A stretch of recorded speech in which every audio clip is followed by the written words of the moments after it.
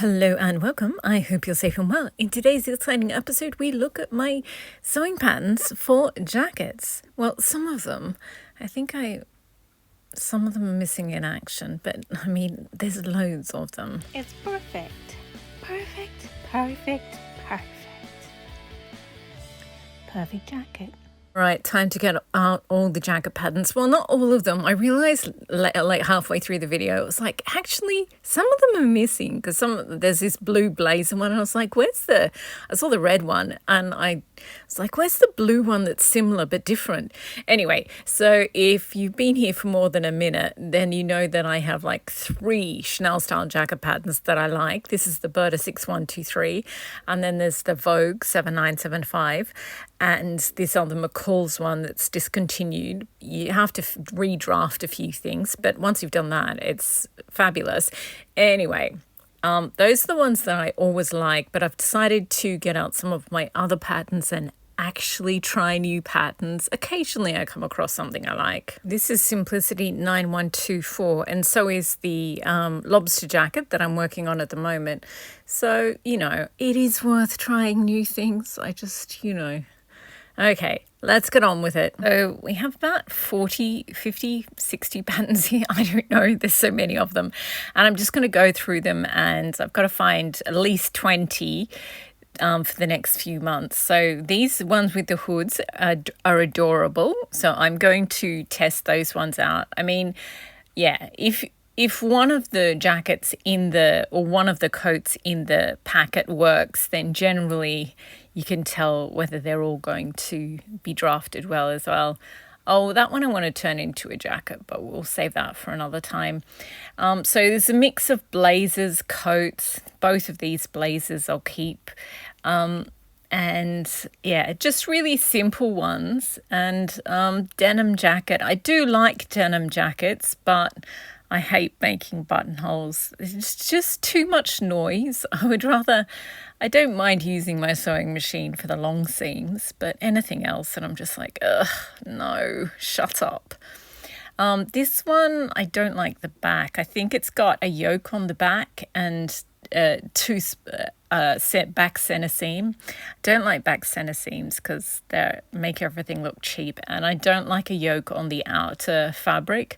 I like a yoke on the lining, but yeah, so I'm a little bit fussy. This one I love, but it's a bit big and baggy, and I go through phases where I absolutely hate making big baggy things because they make me feel like a child wearing adults' clothing. This one I think has good, clean, simple lines, so that's going to be one of the first ones I do. I love this. It is amazing. So I'm definitely going to make the capelet a poncho. I just think ponchos are fabulous. Probably a good thing I've never had to walk on a red carpet because I always go for the not typical things. Anyway, this one I think you have to put shoulder pads in, and I don't have any shoulder pads, so I'd have to make them as well. I suppose that could be a separate episode, couldn't it? Vogue one. Oh, there's 2 Regency Spencers. Spencer is a Regency jacket, and the overcoats were called Polices back then. So I guess technically it's a Spencer and a Police. But yeah, I think I'll do both of them at the same time so that I can see which one of the 2 is good. One of them has historic lines on the back and the other one is more modern. So it's more costumey. And so I think I keep most of these in. I took out the quilted Chanel one because I'm just not going to do the quilting thing. I don't like it. And yeah, people pay a fortune for sewing lessons where they learn how to quilt silk to stitch silk to silk lining to tweed. And I love this one. And I like this one, but I'm going to turn it into just a short jacket, but I think I'll do it at a later point. This too, I absolutely love that. And these cosplay ones, when you make a jacket like a fitted Oh, those vintage Vogue coats. That's the ones that are missing. So anyway, these ones, what you do is you make the jacket part first, and then once you've sorted out all the fitting problems in the top part, then you add the base. So I might do that. And if you like the look of those two cosplay ones, but you don't want to pay for a pattern, then Mood Fabrics has this Sew Society section, and where they have free downloadable patterns. So you still have to print them and then stick all the squares of paper together and then cut out each piece. But yeah, if you want to do that. So these ones here, I get rid of the vintage coats because I love them, but where on earth am I going to keep? I made too many dresses. I have to cull my dress collection before I can make any coats. Ooh, but I love capes. I'm totally going to make all the capes and ponchos. They're fabulous. I will wear them around the apartment every single day because they're just fabulous. This one here, I'll make the small one, but the illustration that the model's wearing, she's wearing this fluffy brown fabric. It's like made out of teddy bear fabric. This one I'm not going to make, but I love that handbag. So yeah, it's been a while since I made a handbag. I'll have to make another one. Anyway, so I've got loads of blazer jacket patterns.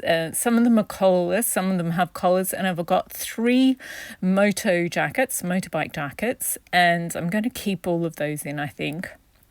There's one that's really, really fitted that I like, and this anorak, the Burberry trench coat sort of thing, I think I'll keep that one. This one, I don't really want to make it because, again, I don't have any room to store a billion coats or even, a few more coats.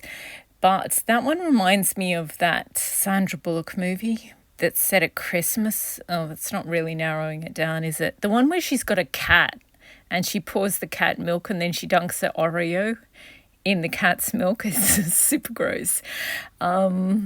So while you're sleeping, that's what it's called. Anyway, it's got that jacket, so maybe I'll keep that one out. This jacket has got really good lines. It reminds me of the lines of the Dior bar jackets. Anyway, so I keep all the blazers out. So now I've sorted them out, and I've got a pile for motorbike jackets, one for Chanel style jackets, one for blazers with and without collars, and then so I've just laid them out, and I took out a couple more, I think. So and then I've got the poncho and cape pile as well.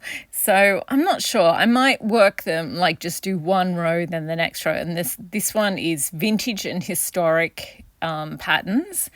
That's the Chanel ones. And then that really full pile on the end is the blazers with and without collar. I'll do the without collar ones first, like this one.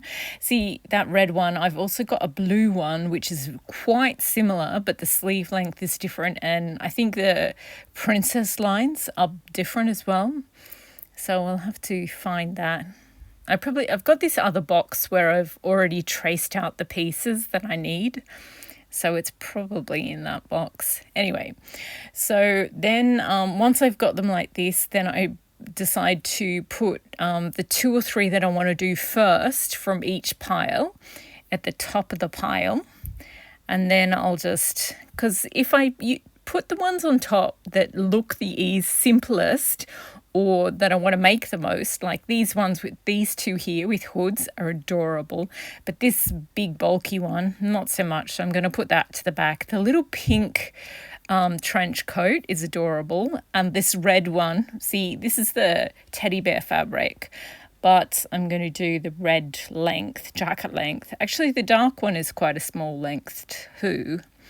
So I don't know where I'm going to fit all these mock-ups once I've made them. I guess I could just pull them apart and use them to make patchwork dresses. I'm quite happy to find a spot for a patchwork dress. They're pretty awesome. Oh, this one. I like the olive one and the short one and the ponchos. I like all of those. I think I'll just make the one with the hood first, but I quite like the one with the scarf as well. And the capelet is absolutely adorable. Yeah, see, I think I'll do the one with the hood first because That's so cute. And then you can spin around and it will flare out. It'll be fabulous. And I mean, I could just, I don't know, a beaded poncho is a bit weird though, isn't it? This one I like, the motorbike jacket and the dress. And then I've got two other, that's the one on the left there. I think I'll do that one first out of all the three motorbike jackets. It's super fitted, but if it works, it will be fabulous. And these are all the vintage ones. They're pretty fabulous. I don't know about that Titanic one. It's so long. I guess I can just do it from the waist up, but that sort of defeats the purpose of that jacket. And those two I'm going to do together because I always forget which one has the historically correct back. These vintage ones I've been meaning to do for so long, but it would just be heartbreaking if the patterns aren't good. So maybe I'll just check out other sewing YouTubers to see who has done it. And these ones, I think the red one is quite simple. So yeah, I think I'll do the collarless blazers first, just because they will take less time and I can get a few episodes under my belt. Once I've done those ones, then I'll do some of the ones with collars. This one sort of is like a blazer, but they made the sample up in tweed, so I just put it with the Chanel one. So yeah, I think the Butterick and the that office set one, I'll do those ones first. I think I'll put the two Berta ones at the bottom because I think you need shoulder pads for both of those, and then the Vogue ones I'll put in the middle. So yeah, they're the two, and then the two Vogue ones on top, and then I'll do the two other ones first, the Simplicity and the Butterick ones first. This one I think's got nice, clean, simple lines. So hopefully that one will sew together quickly. So yeah, okay. Oh, and then I remember that I have to take a picture for the front of the thumbnail for the video. So I end up messing them all up again, and then I have to neaten them up again. Oh, I like this vintage bolero one here. I might make it without the collar though, the red one, because it's kind of a tight fitting collar. And I obviously like jackets without collars and that are a little bit off the neck as well. The neckline's a little bit off the neck. Anyway, that is it for this video. Thank you very much for watching. I hope you've been inspired to get out your jacket patterns or any patterns and make something new for all the parties, holiday parties that you're about to head out to. I think the next thing I'll do is a little bit more beading on the lobster jacket. It's just going to take me forever, but if I chip away at it and do an hour here, an hour there, eventually it will get done. But the next video you see will probably be a mock-up because I have to start all these jacket mock-ups. Anyway, thanks again for watching, and I've started filming episodes for December for Vlogmas. I made this one about, I've got a box of beads with red beads in them, so yes, very exciting. One episode done, a million to go.